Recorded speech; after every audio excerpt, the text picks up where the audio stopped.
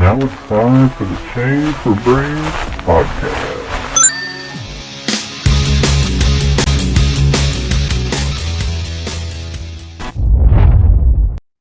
Hey everybody, and welcome back to the Change for Brain podcast. Podcast where two regular guys share their nickel and dime thoughts on a variety of different subjects, and at the end of the day, you just got to ask yourself, does any of it really make sense? Episode number 12, and this is a follow-up to episode number 11, where we talked about mental health, and it's Mental Health Awareness Month.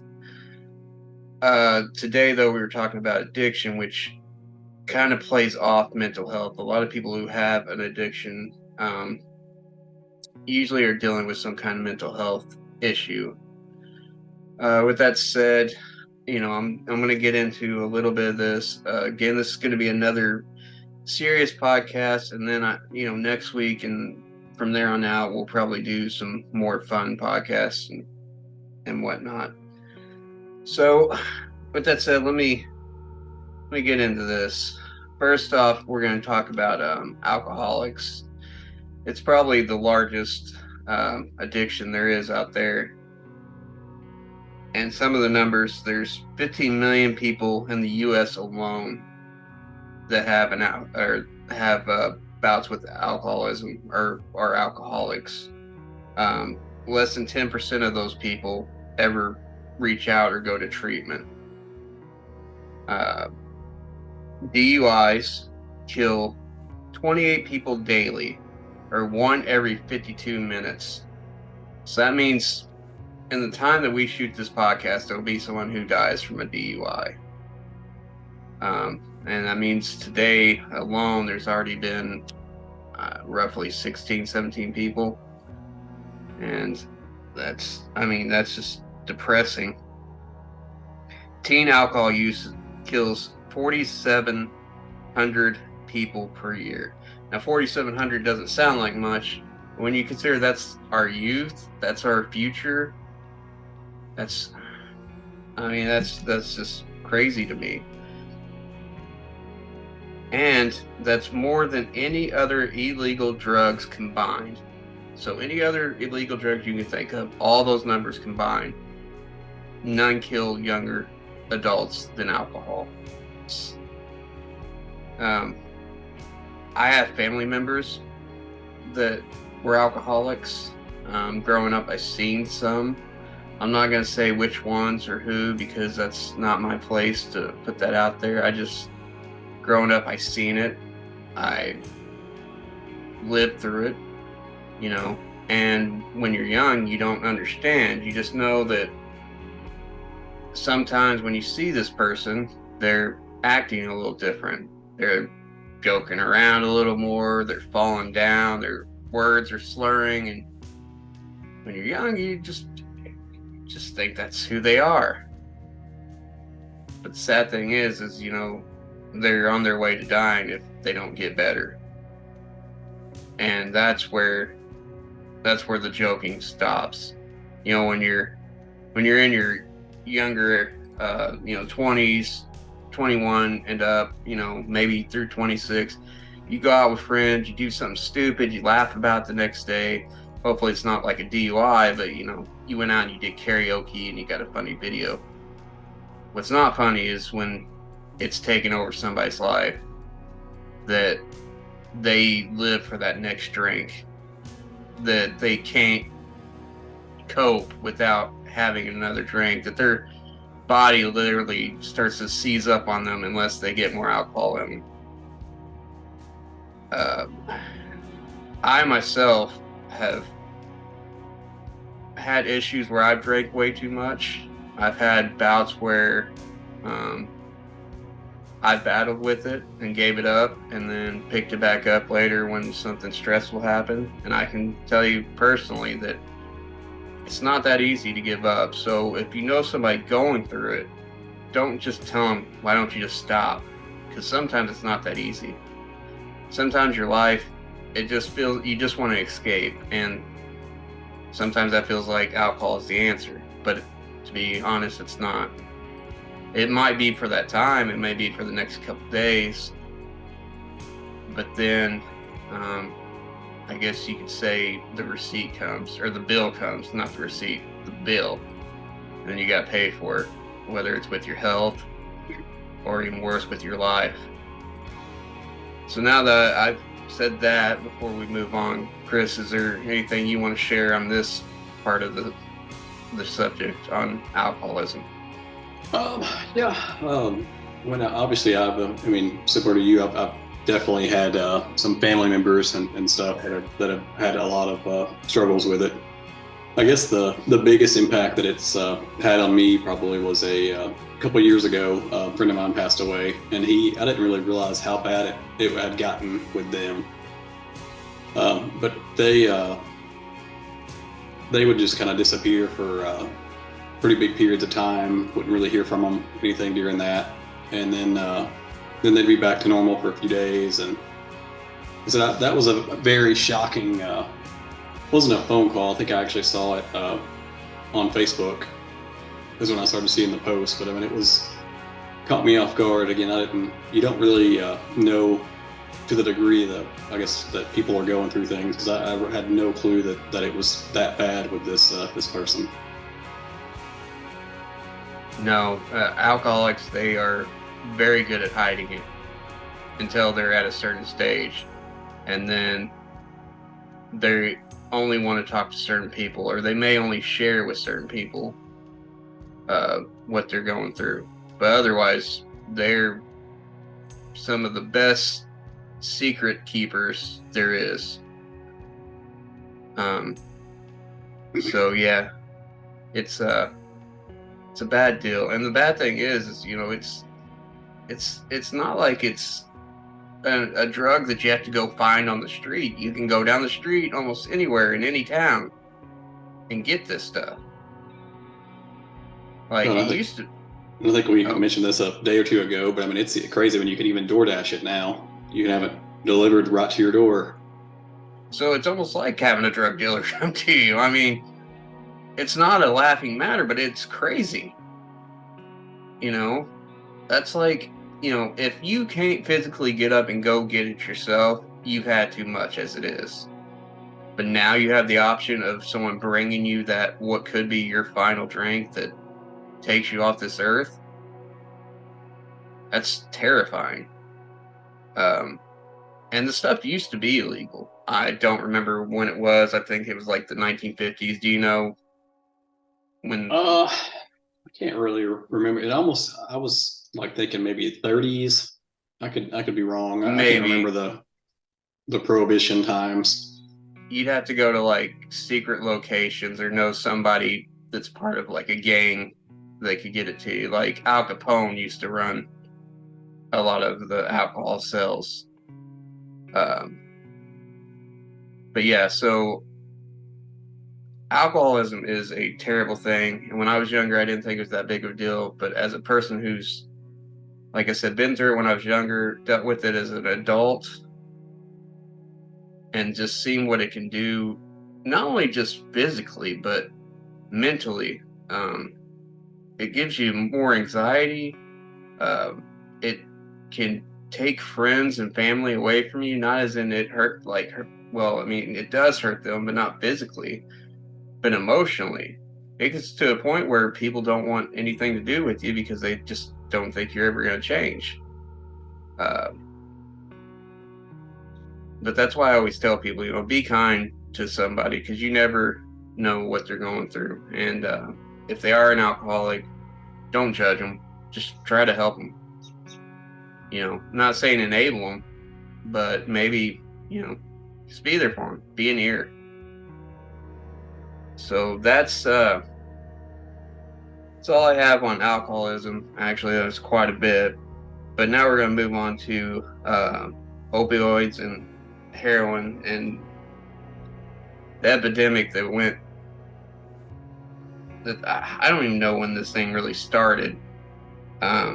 I should have looked up a date. I wanted to say like back in 1999 is when it really started booming.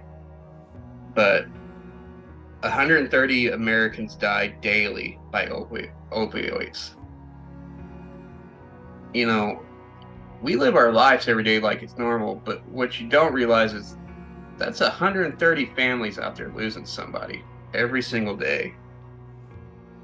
75% of 92,000 deaths in 2020 involved opioids. Here's the big thing. OxyContin, which I know you're going to talk somewhat about this a little later, was promoted by a company called Purdue Pharma. And they pushed it out as it was the new painkiller that less than 1% of people will get addicted to, because everybody was getting addicted to Vicodin and morphine and that stuff. But these new OxyContin, only 1% of people, end up being a complete lie.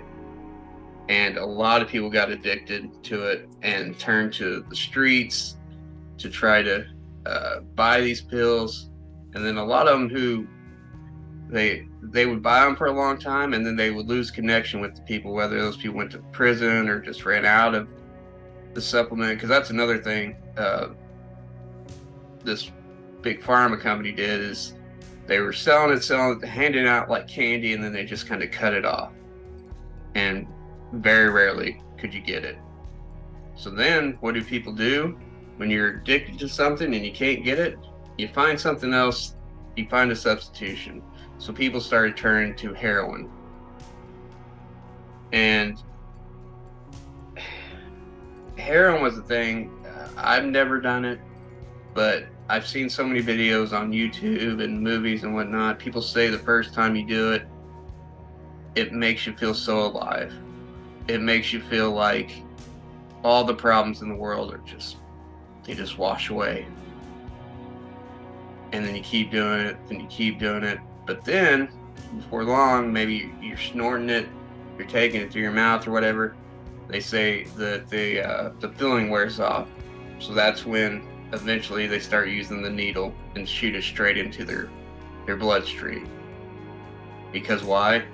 It gets you high faster, it lasts longer, and it's a cheaper way because you don't have to use as much. Statistically, it says there is 100,000 new heroin users every year. 100,000 new. If I was a business owner and I could sell something and know I'm going to sell 100,000 units of whatever it is per year to new people, not to mention the old ones I have, well, I guess a lot of these people probably end up dying. So, but obviously, that's a lot. 28% of the opioid overdose deaths, are linked to heroin.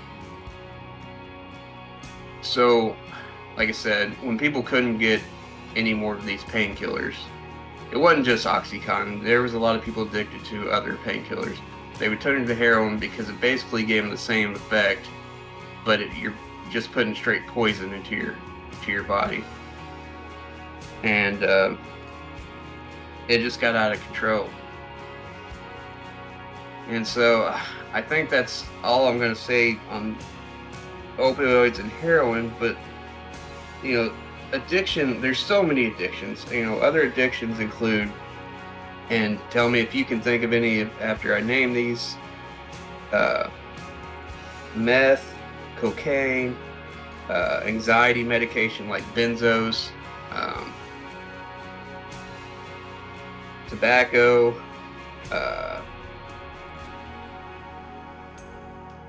and I'm sure there's other drugs, but it's not just drugs. People can be addicted to sex, to porn, to gambling, to TV, to food, to caffeine. There's so many things. Addiction doesn't just limit to that. Like, I don't know if you've ever met a person who drinks coffee every single day, and when they don't have their coffee, how they act. It's such a different mood swing. It's like Jekyll and Hyde. Like, they could be the sweetest person, but they're a coffee drinker and they don't have their coffee. Now, granted, this isn't as important as the other drugs and stuff, but I'm just saying addiction comes in several different forms. Is there any that I didn't mention that you can think of? Like you said, I mean, there's so many, and I think that you hit the big ones or everything that would come to mind for me. Obviously, I'm sure there's lots and lots more, but I think you touched on most of the big ones. All right. Well, I'm going to share one last thing about this, and then we're going to let Chris talk about his movie or, the programming of the week. Addiction doesn't discriminate either. It doesn't matter if if you're unemployed or you make millions of dollars a year. Some of your probably favorite celebrities have had addictions. People like Steve-O, John Jones, Robert Downey Jr., Dax Shepard, Ben Affleck, Elton John, Rocket Man. Have you seen that movie? It's been a while. It's actually a good movie. It really goes into his addiction and whatnot. He actually tried to take a bunch of pills and drink alcohol and then jump in a pool and kill himself. Charlie Sheen, obviously, he had a meltdown.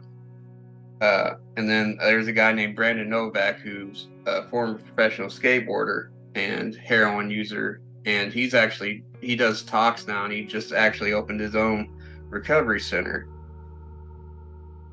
And it may be worse for celebrities because they're under the limelight. So I don't know. I guess it's kind of how you look at it. It's kind of a catch-22 because they have enough money that they could hide out and do it somewhere and die and nobody find them for a long time. But then again, if they go out anywhere, somebody's going to notice they're on something.